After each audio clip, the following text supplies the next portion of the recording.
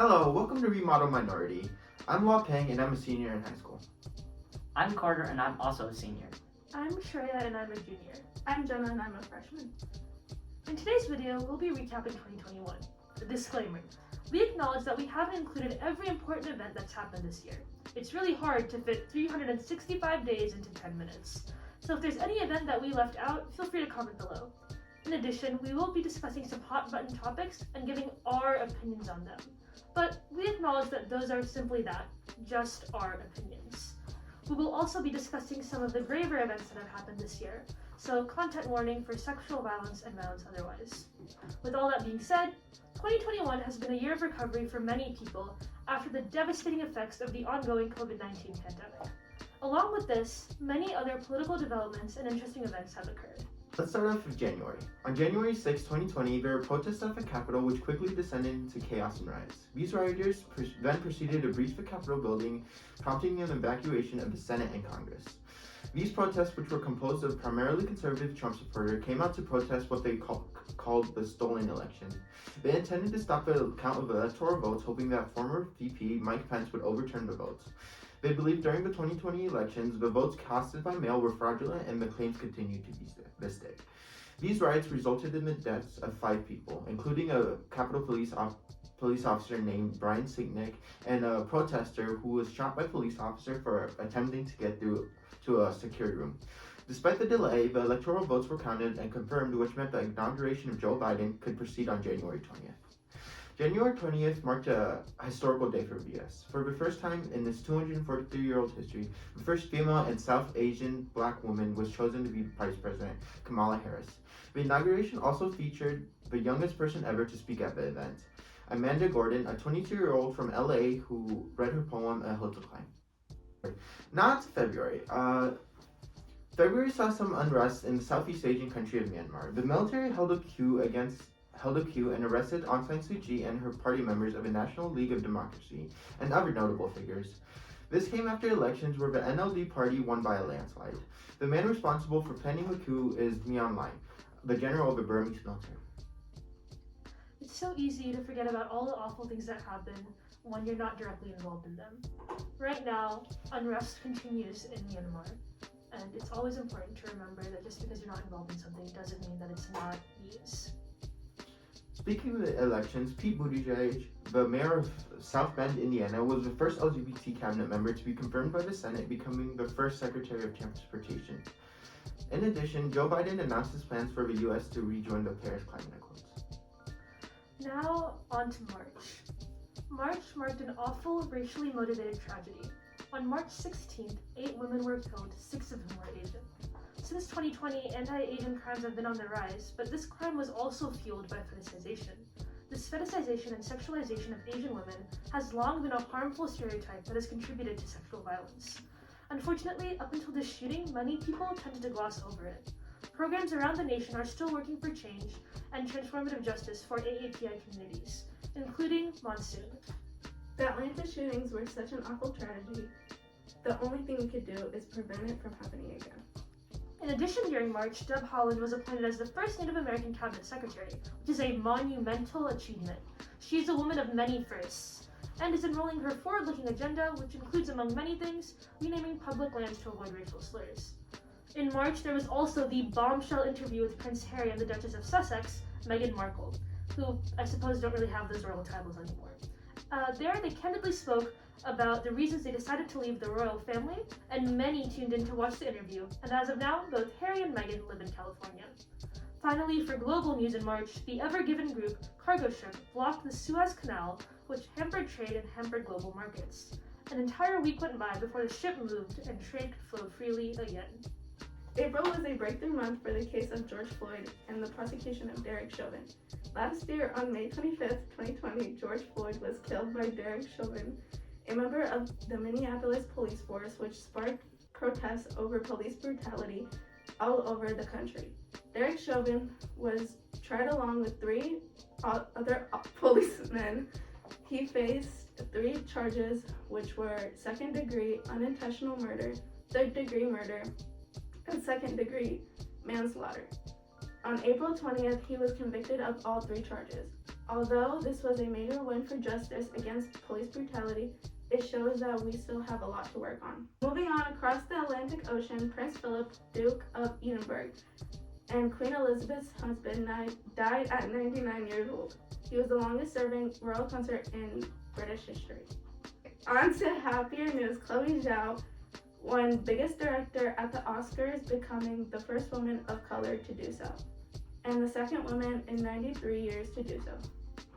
She won due to her film Nomadland, which she produced, edited, and directed. In May, the Colonial Pipeline, the largest U.S. fuel pipeline that ran from Houston, Texas to the southeast, was hacked and held for ransom. The owners halted the pipeline's operations to contain it. It was held for ransom at a staggering 75 bitcoins, which doesn't seem like a lot, but it's $4.4 million. Surprisingly, they paid it with the help of the FBI. Later down the line, on June, the FBI announced that they had recovered about 63.7 bitcoins, roughly $2.2 million US. During that time, the Federal Motor Carrier Safety Administration declared a regional emergency for 17 states, including DC, to keep fuel supply lines open.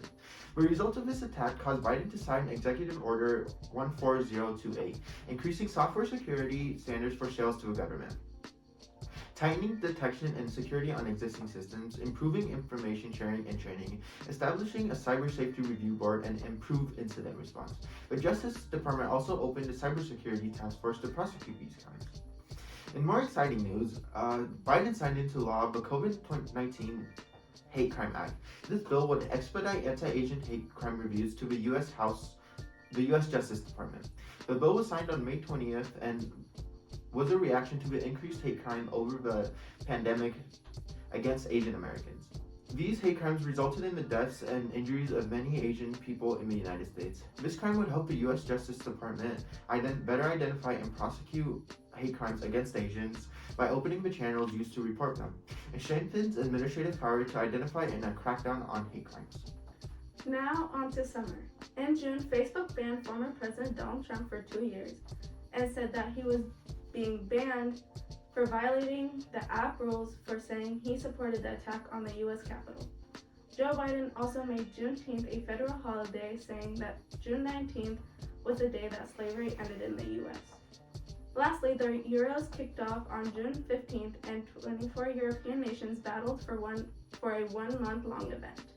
On July 23rd, the Summer Olympics started and ended on August 8th. The Olympics had 9 different events. It was also delayed by a year due to COVID-19 and was counted as the 2020 Olympics. In July, Melinda Gates and Mackenzie Scott gave up $40 million to empower and advance women over the next decade. The donation was rewarded for the winners of the Equality Can't Wait Challenge. The challenge was said to be the first competition centered on gender and equality in the U.S. Now on to August. In August, the U.S. pulled out all of their troops from Afghanistan, ending nearly 20 years of U.S. presence there. Afghanistan, though, is still in a humanitarian crisis, and the Taliban is a growing presence there. In addition, Andrew Cuomo, former governor of New York, resigned amidst multiple allegations of sexual assault. The governor of New York is now Kathy Hochul, and she is the first female governor of New York. And in September, Shang-Chi and the Legend of the Ten Rings hit theaters that month, breaking multiple glass ceilings. It was the first Asian Marvel superhero film, and also broke box office records. It's also an amazing movie, and if you haven't watched it yet, highly, highly recommend. On a less positive note, down in Texas, abortion laws grew more stringent. In Texas, it's now illegal to get an abortion after 6 weeks. But for many women, it takes almost 2 to 3 weeks just to determine if you're pregnant. This law has been met with many protests, and we at Monsoon also believe in both women's rights and reproductive rights. As we can see now, these abortion cases are making up their way to the Supreme Court, and many are wondering whether or not all or part of Roe v. Wade will be overturned, given the court's conservative leading majority. To continue on a less than positive note, in September there was also the case of Gabby Petito, which took the media by storm. The short, blunt version is that Gabby was on a road trip with her fiancé, Brian Laundrie, and he murdered her. The fiancé and his family covered it up, and weeks later her body was found and her fiancé committed suicide. Throughout the road trip, there were many instances where domestic violence was cited, and domestic violence in any form is deadly. And for every Gabby Petito we see, there are plenty of others we don't. If you're feeling unsafe in your relationship, please check out the sources we've linked below. Going on to October, it was an exciting month for baseball fans as the 117th World Series began on October 26th and ended on November 2nd, which ended in a shutout victory for the Braves. The 2021 World Series concluded with the Atlanta Braves winning for the first time in nearly 30 years. In late October, we got good news on the vaccine status for those under 12 with approval from the FDA. Now children ages 5 and up can get a vaccine, which hopefully can help lessen the number of COVID-19 cases in school children. Going to November, we went through a couple of ups and downs. Starting off strong, Joe Biden signed a bipartisan infrastructure bill that will help transportation, broadband, and utilities. It will also help roads, bridges, and other major projects, and freight and passenger railroad systems. It also directly put $39 billion into public transit systems. The new bill hopes to better the infrastructure that has deteriorated with time because of a lack of investment and improvement. Taylor Swift also re-released her album Red, adding to her collection of albums re-released due to her previous record label owning the rights to her first 6 albums. The album is her second re-released album, and several of her songs reached top charts. This month, the trial of Kyle Rittenhouse also started and ended in November, ending with the result of Rittenhouse being acquitted of all charges over the shooting of 3 men, all white, where 2 died last year in August. The jury discussed for 3 days before getting to a verdict.